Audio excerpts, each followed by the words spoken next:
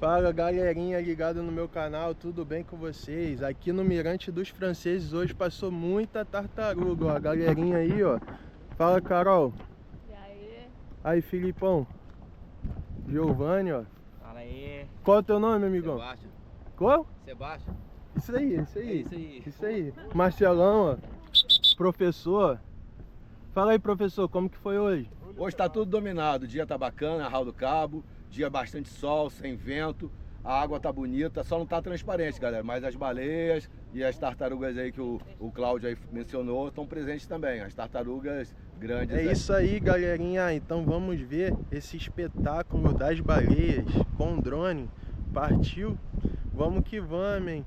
Já curte, comenta e compartilha esse vídeo com geral que vai ficar incrível.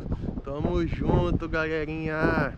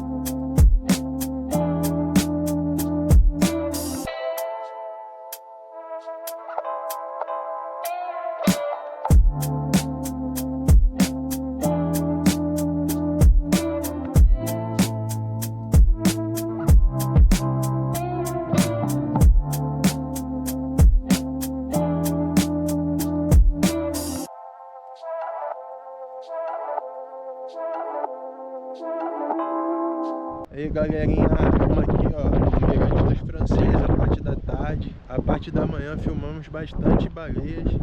Ó, Filipão aí ó, procurando a baleia que supostamente está lá na Gruta Azul. Ó o Marcelo aí ó, Marcelão. Beleza? Fala aí brother, beleza? Tranquilão? É isso aí galera, estamos na esperança de pegar alguma baleinha agora tarde, hein? Ó a amiga aí ó, Bianca. Fala amigão, dá um oi aí pro YouTube. Valeu, tranquilo? Tamo junto. E aí, será que vamos ver baleia agora à tarde? Digita aí nos comentários aí. Agora entrou um ventinho um pouquinho mais forte, mas se passar a baleia aqui a gente filma, hein? Vamos que vamos.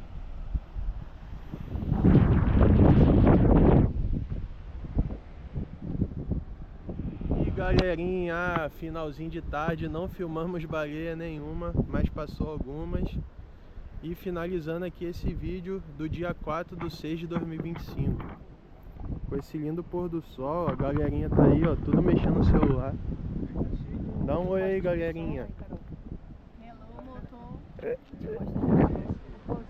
Olha o cara aí, ó, dos drones. É isso aí, ó. Tchau. Tchau. Valeu. Valeu. Até a próxima.